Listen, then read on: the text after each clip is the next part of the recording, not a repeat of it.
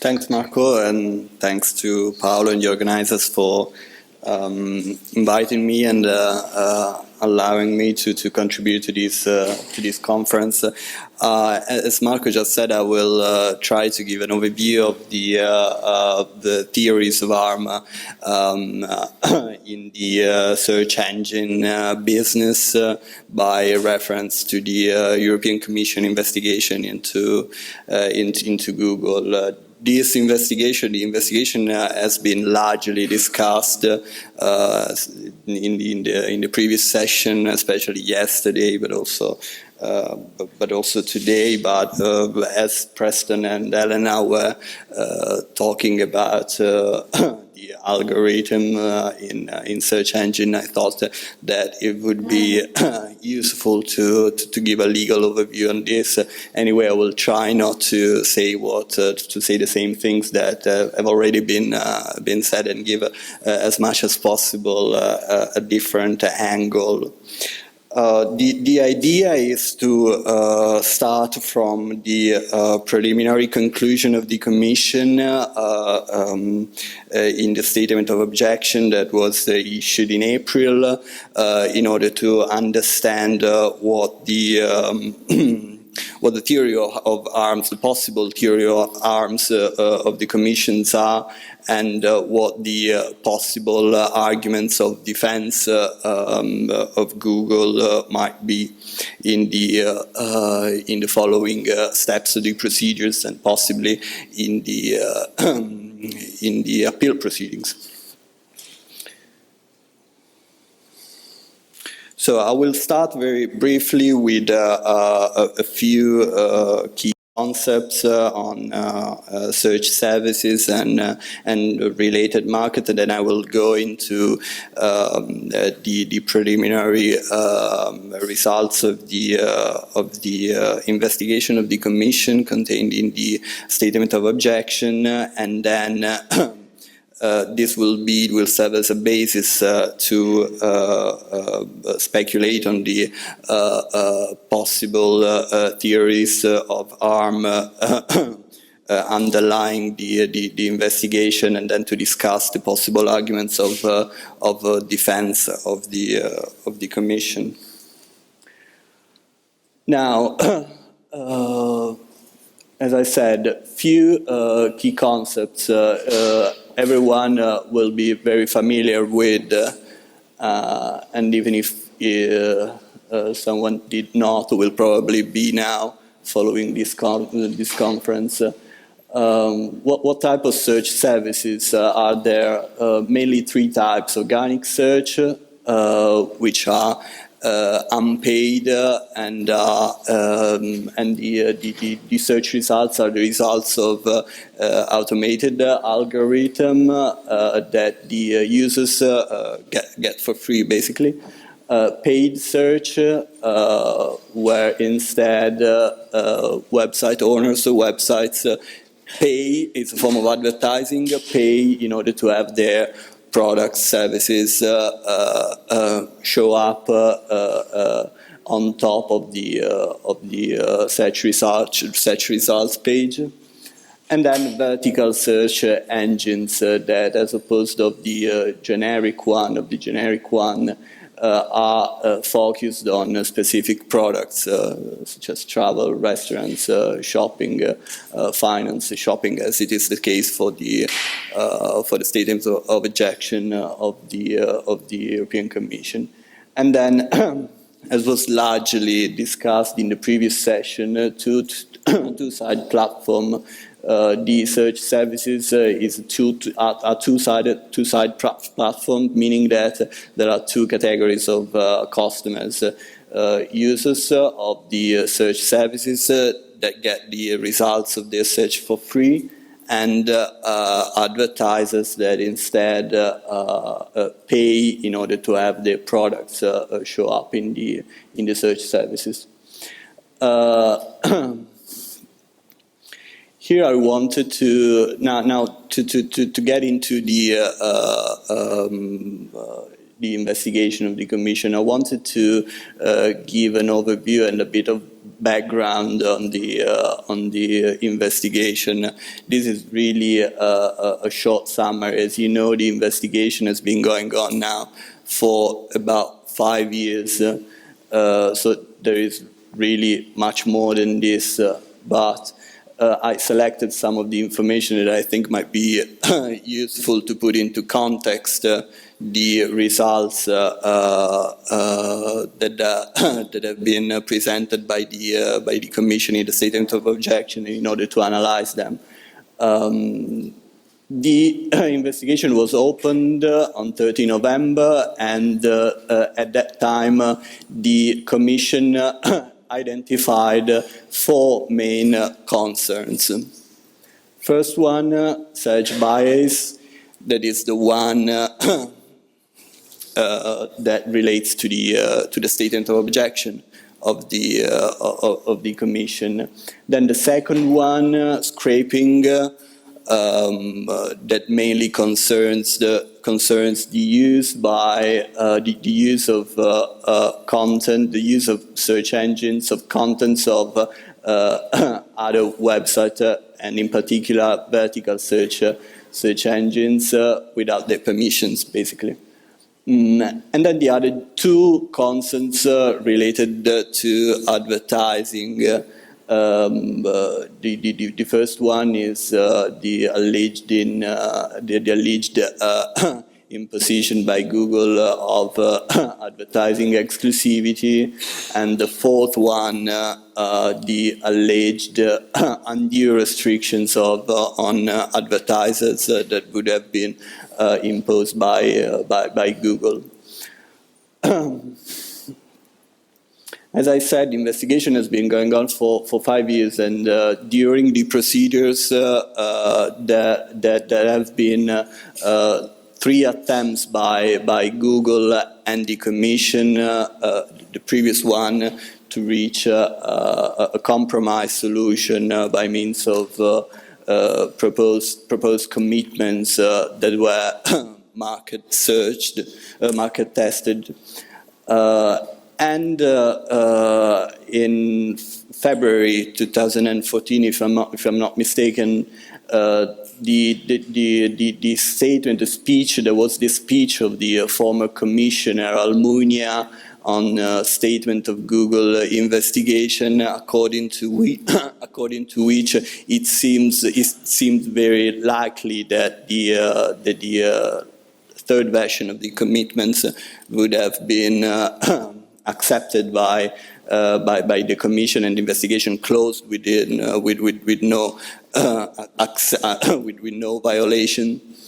But instead, then the mandate of the former Commissioner ended. The former Commission ended, and in November 2014, the new Commissioner were appointed that took a different stance in the end, because it decided to abandon the commitment route and decided to go on and ended up with the statement of objection concerning Google Shopping. I also wanted to include this resolution of the European Parliament that is on November 2014, just a few days before the end of the month, where the new Commission took mandate. This document, it's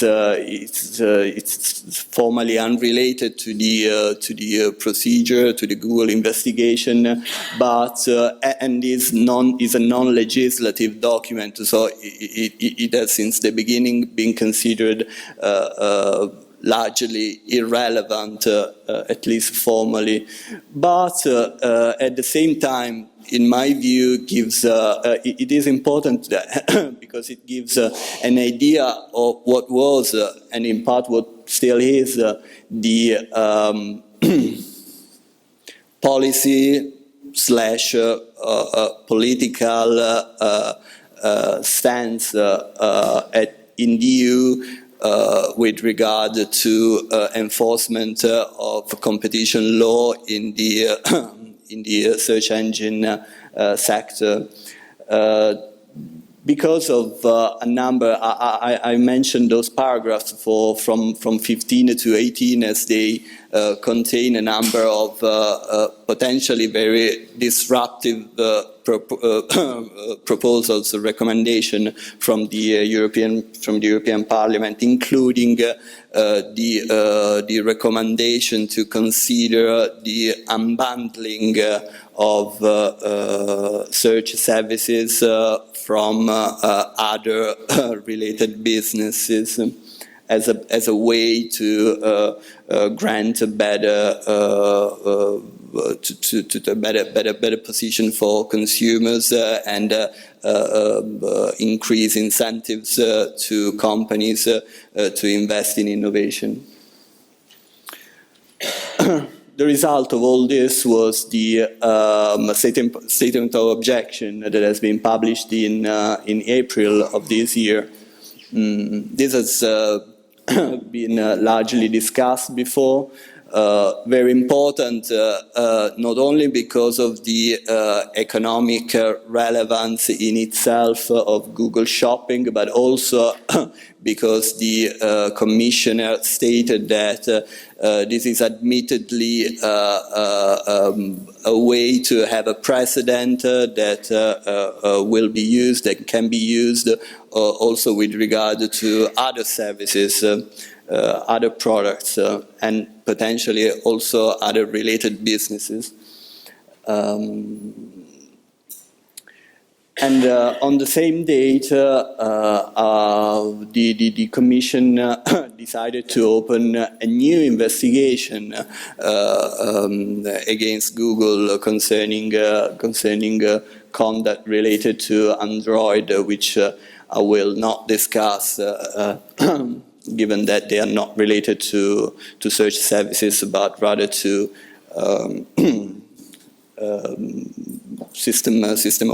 operating systems.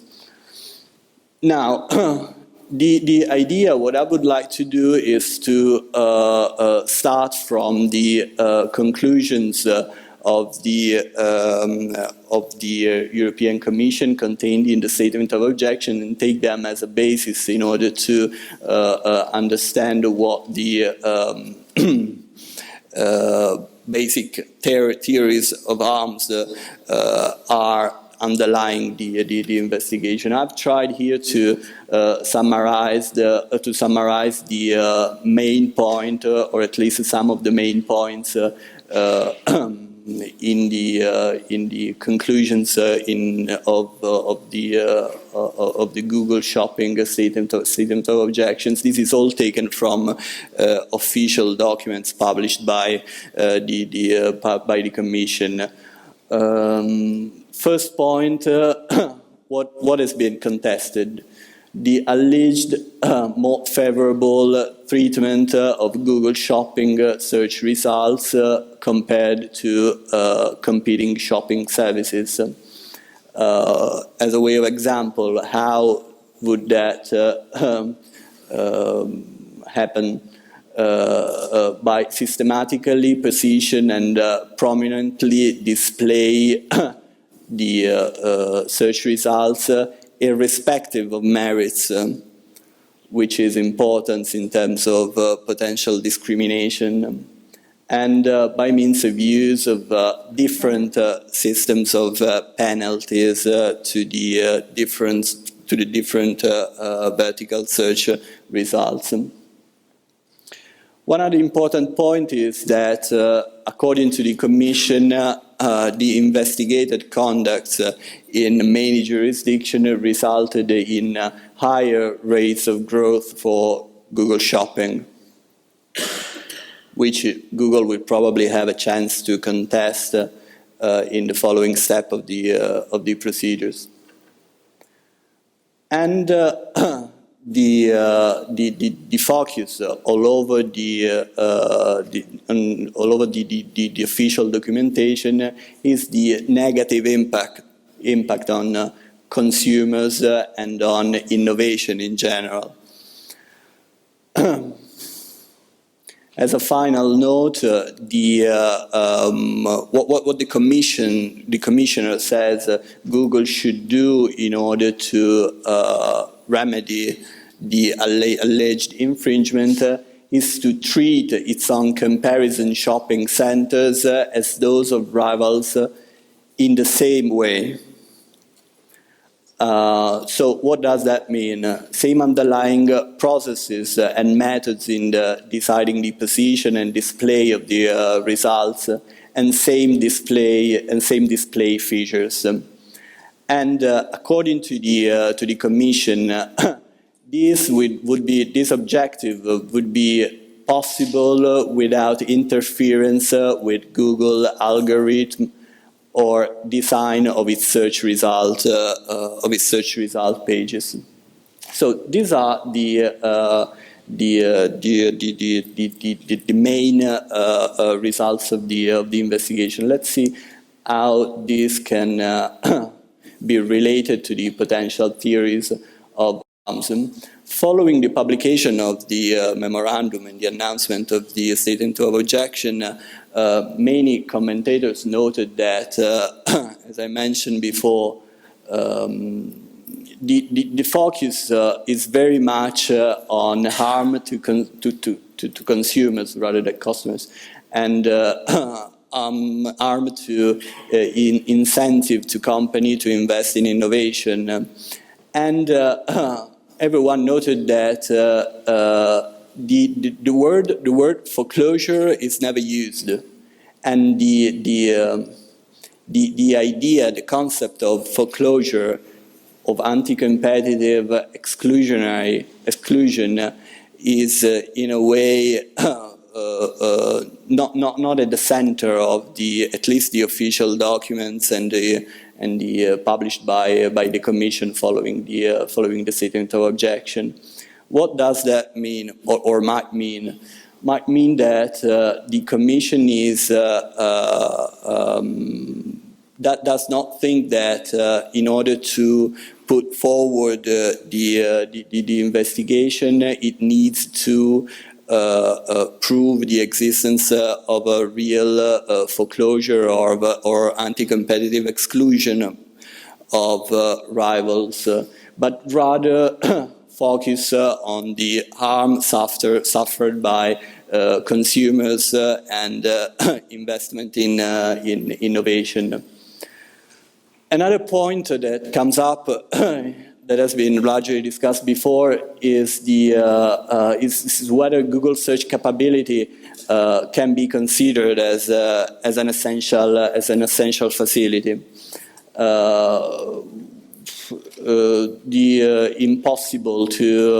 Whether it would be really impossible to replicate by competitors in vertical search services.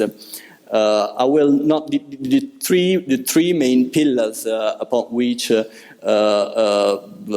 based the analysis on whether Google search capability can be considered as essential facility are those that I've indicated there. The existence of high upfront cost and the indexing of indexing of a high number of web pages, the existence of benefits of scale, and whether the algorithm can really be considered as a unique, superior one, putting Google in an advantage position compared to his competitor. I will not, of course, go into details on this, as these have been largely analyzed before. But I will just say that there's a lot of economic analysis on that, as we have seen from Preston, from Elena before. So to sum up, final question is to what extent Google can legitimately use its dominance or alleged dominance in search to the benefit of its related business. A final note on the Google arguments of defense. I've taken this from the response submitted to Google in various channels following the announcement of the statement of objection. One thing that I wanted to note very briefly before concluding is that all these points are also related to respond on the consumer harm point. If you see the sentence, competition is just one click away, what does that mean in practice? That consumers have easy access to rival services, the increasing use of different means such as apps and other technologies in order to have access to this service. Consumers love Google. This is what Google says, of course. So there would be no alleged harm on consumers. Consumer search save time to consumers. Search results refine to exclude low quality sites and give users the best experiences. So everything is very much related to the absence of a real harm to consumers. So to sum up, just to state the obvious, as I mentioned before, this is going to be a candidate to become to enter the Hall of Fame of the abuse of dominance cases, at least in Europe, if it's not already entered the Hall of Fame, at least for various reasons, but mainly because of the potential innovative aspects on the interpretation of the and application of Article 102 of the treaty, but also, as I mentioned before, because of the relevance for the whole industry, not only related to the economic importance of the Google shopping case, but also because it will be an important precedent for other services, for other vertical search services, and potentially for other business. Thank you.